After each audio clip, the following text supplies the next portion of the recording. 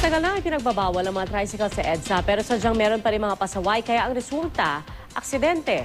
Balita natin ni Oscar Oida. Halatang tuliro pa habang ginagamot sa loob ng ambulansya ang tatlong sakay ng isang tricycle na nangahas makipagbeso-beso sa isang dambuhalang bus sa may intersection ng EDSA at Aurora mag-aalas 3 na madaling araw. Bagamat iniinda ang mga sakit sa katawan, abot langit ang pasasalamat ng bawat isa sa kanila.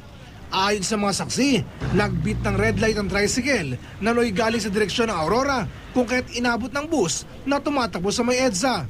Nakita ko lang po, nakago po itong bus nito, tapos po itong tricycle nito galing po roon, agad po nagganawan.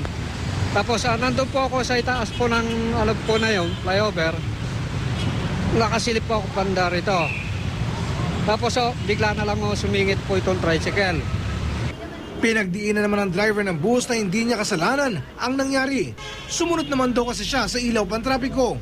Ganon pa man, handa pa rin daw siyang tulungan ang mga nasugatan sa insidente. Ganon talaga yun, ma'am. Papagamot talaga ho namin yun. Ganon ho talaga mangyayari. Bilang isang highway, matagal lang bawal sa EDSA ang mga tricycle. Ayon sa memo circular na inilabas ng Department of Interior and Local Government noong 2007, ipinagbabawal ang mga tricycle at pedicab na mag-operate sa mga national highway.